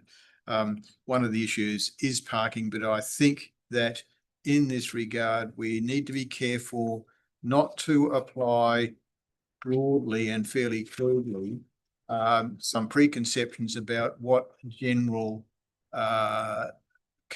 general use may be of particular building occupants that might apply either elsewhere in the city of Vincent or in the western suburbs and so on, and really look at what the actual use of these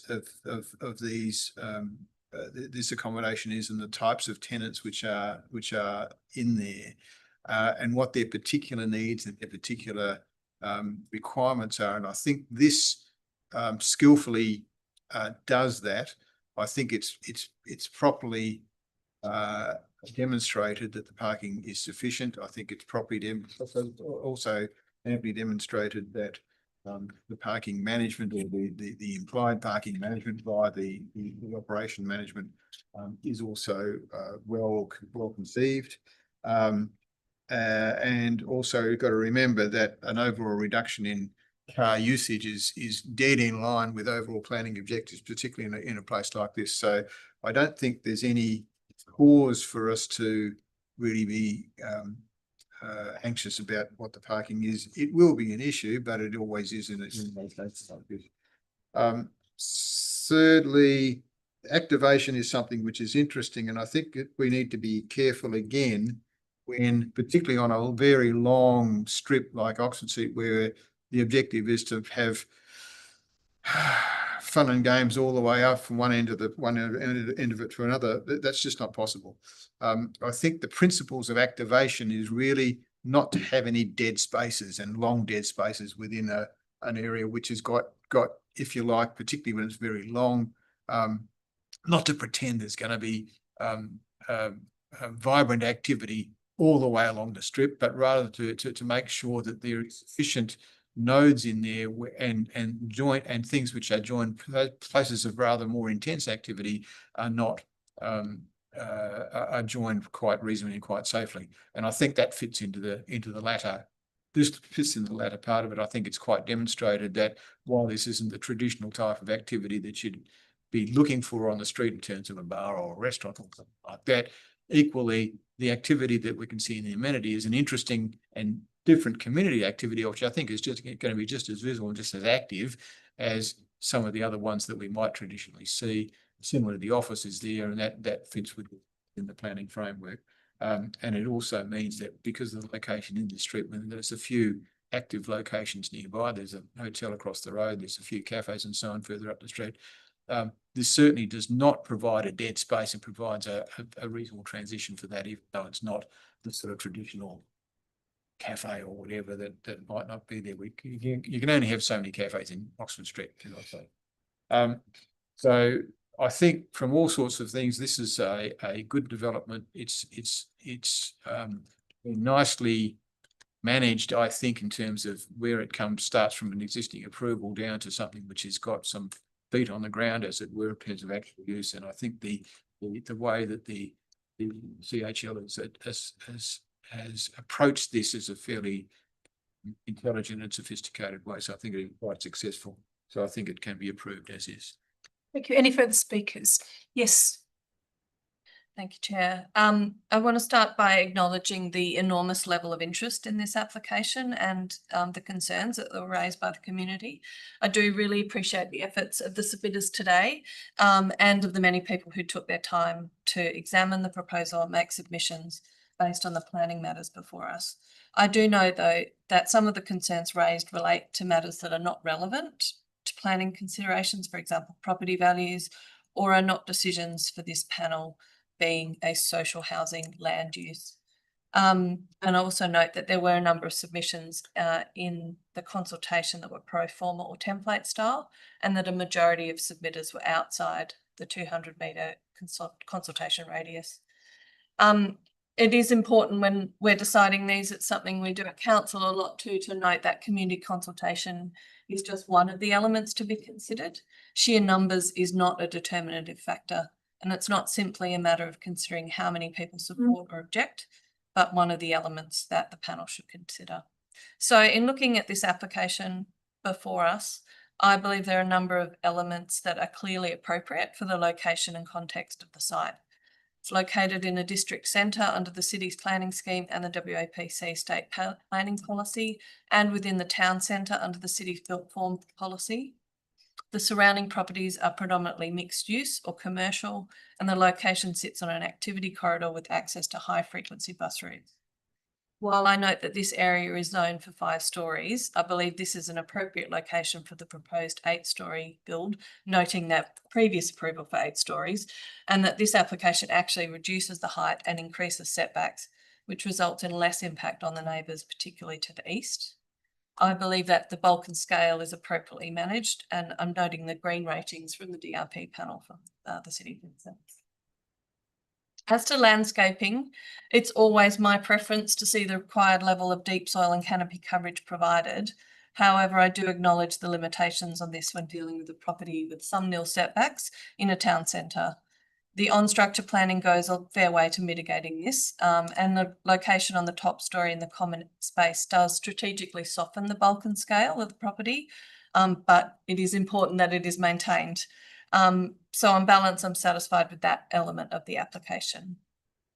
As relates to land use, I think it needs to be clear that what we are deciding on is mixed use and not a land use of social or affordable housing. That is not a use that the panel is able to decide on or is required to decide on.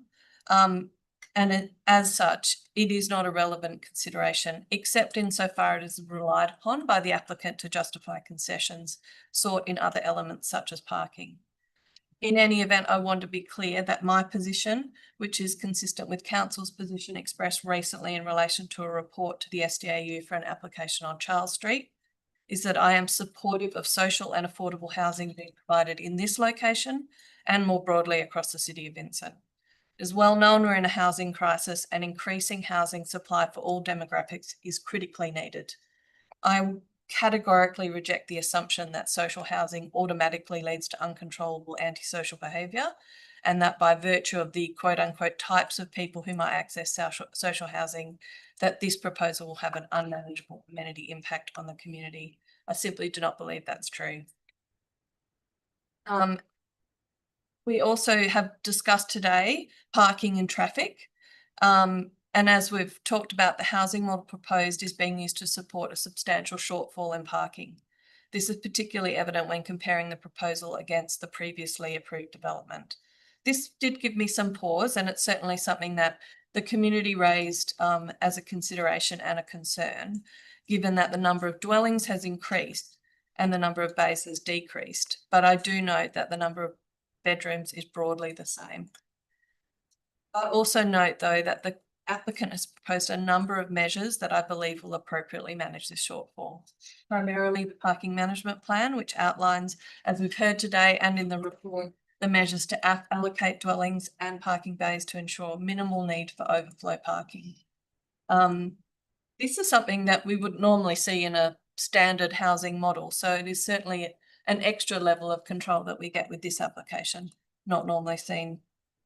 I do note that the parking data is a number of years old, and that there has been some change in context, mainly the 24-hour gym diagonally opposite the site. However, I believe that given the measures in the parking management plan, even if there is some overflow, that this can be accommodated in the area. And also remembering that this sits on Oxford Street that has excellent access to public transport. The traffic impact statement, which is modelled on the number of dwellings and not the number of bays, shows a very modest impact on the surrounding streets, which I believe can be accommodated. So on balance, I am supportive of this application. I note the considerable interest and concern from the community, but I do firmly believe that these concerns have been addressed through the application and that the amenity impacts can be adequately managed. And I wish the applicant success in this venture and look forward to welcoming the residents into our Vincent community. Thank you for your comments. I'll make a few comments on this proposal.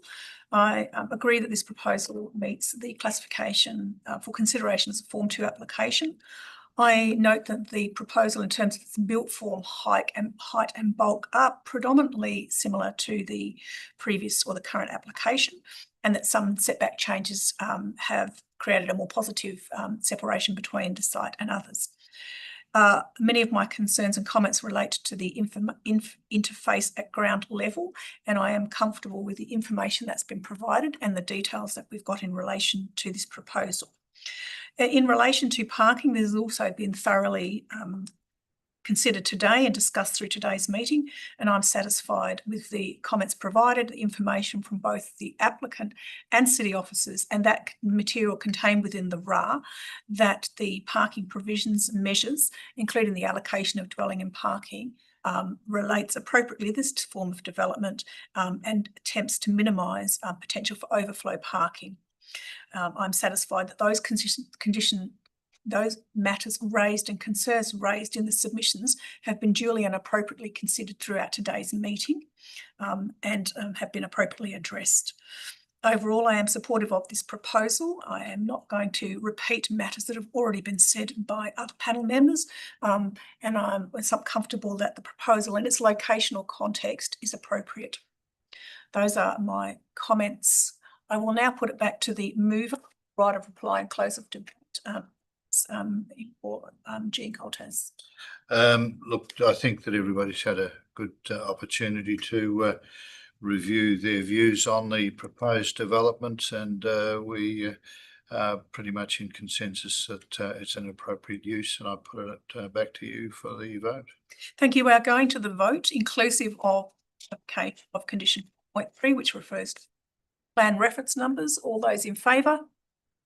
Carried unanimously for the minute taker. I move back to the agenda, and at this junction there are no section 30 SAT reconsiderations. I would like to thank Councillor Susan Warner and Councillor Alex Castle for your participation. I'd also like to acknowledge and thank officers and members within today's meeting. Thank you. For the minute taker, it is 11:30 and we will be moving on to our next part of our agenda. Thank you.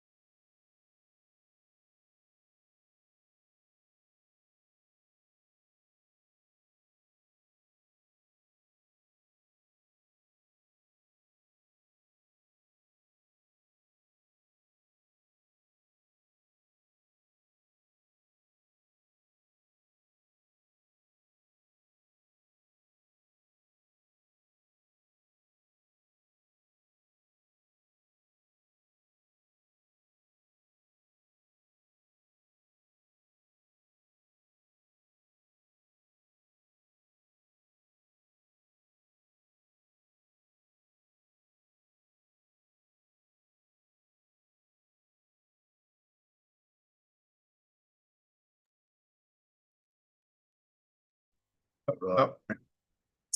We'll have Those are on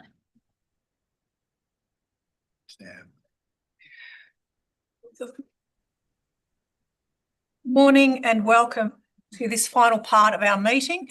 It's now 11:33 a.m. and I'd like to welcome Councillor Carla Loacono. I hope I'm pronouncing that almost correctly. And Cale Black to today's meeting. As already indicated, it is 11:33 and we are commencing Part D at the City of Bayswater. I would now like to move to disclosures of interest. Members, councillors, do you have any disclosures of interest in relation to this matter before us? And or was this matter considered by a council or a briefing session? No. Thank you. No. Thank you. Members in the room, do you have any disclosures of interest? There are no disclosures of interest relating to this. We will move. I would also like to have a show of hands that you have duly considered the material provided in this part of the agenda and the additional material presented. Can I have a show of hands that duly considered all matters? That is unanimous as well for the minute taker. We will move forward to the proposal. I note at this juncture we have no presenters, but we do have members present today.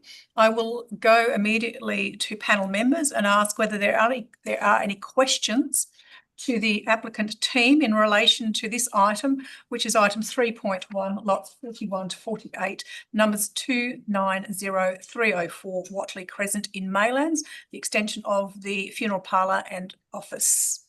Is there any questions from any members to the applicants?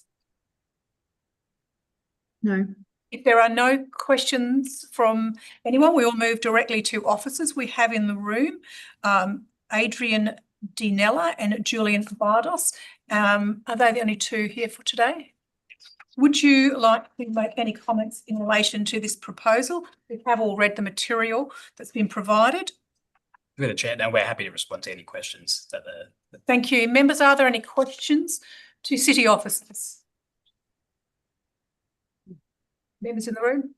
So one, Yes, was there any geotech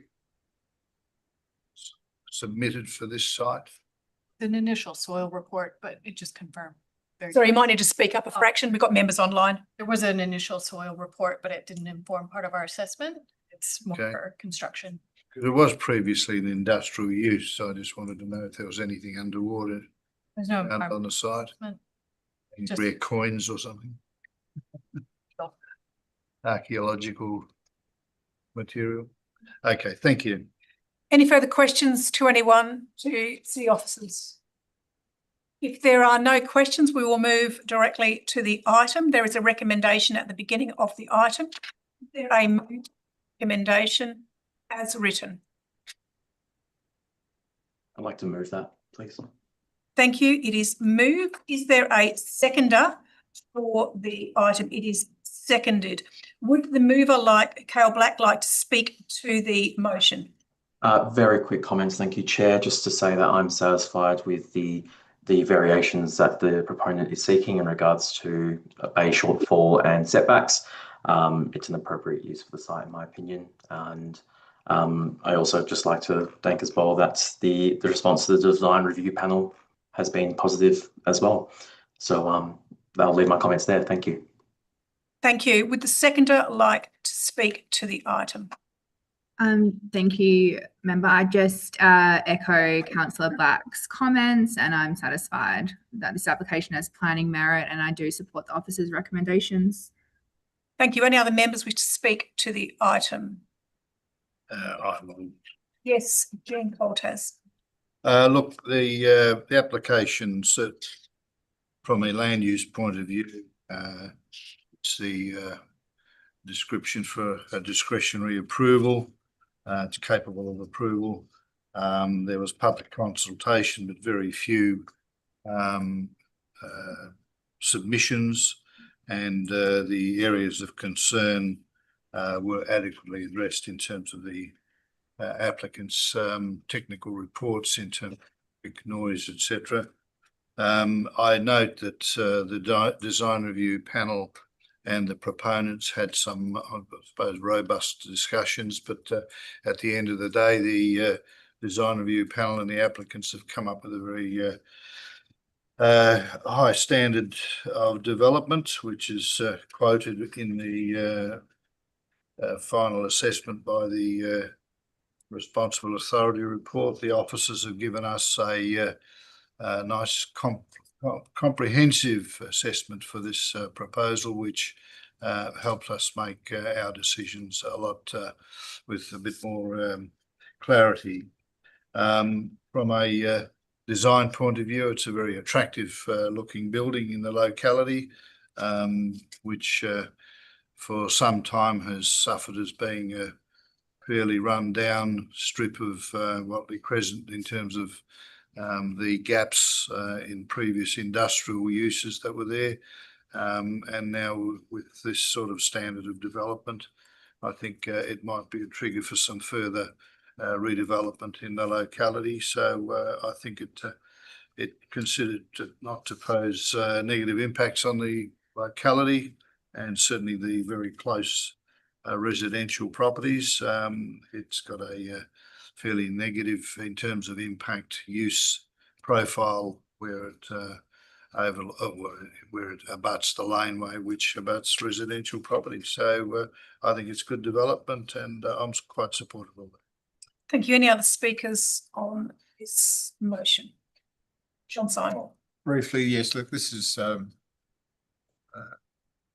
reasonable development on a site which is now vacant and probably would benefit from this type of development. I noticed that there's been some interaction with the design review panel, and that's a good thing. I personally wonder whether some of the internal arrangements could have been better thought of. It's a long walk, for example, from the main car park to the entrance, and so is prominent, but that's a design issue which might have another look at some stuff. But from a general planning point of view, I think this quite satisfactory. So we can be approved. Thank you. Speaker to the proposal. I'm satisfied that it's consistent with the planning framework, LPS 3 and DCA 13 and the site zoning, and that the discretionary use is really just an expansion of the existing facility which is in the area. The design is a high standard, has street frontage, and it's actually a very low scale building form reflective of its location and the adjoining residential around them. I'm satisfied that it has sufficient on-site parking and access to cater for the land use. It's also has been indicated a good use of the current vacant site along Watley Crescent. Due regard has been given to submissions received, and I'm satisfied that the scale and form is appropriate in this area. And accordingly, I support this proposal consistent with the RA recommendations. Any further speakers on this motion? If not, I move back to the mover, Cale Black. Thank you, Chair. Just to say that I'd like to thank the officers from the City of Bayswater in preparing this responsible authority report. A robust assessment as expected and usual, and it was helpful in that decision-making process for me. Thank you. Thank you. The right of reply has been had. We are going to the vote on the proposal. All those in favour? It is carried unanimously. Taker. I move back to the agenda. There are no Form 2 applications, nor are there any SAT Section 31 applications. Any SAT applications and Supreme Court appeals are listed in the current application reports on the City website. And as there is no further business, I would like to thank panel members, presenters, local government staff, MIDAP Secretariat, and accordingly I close today's meeting at 11:42 AM. Thank you, everybody. Thank you. Thank you. Bye.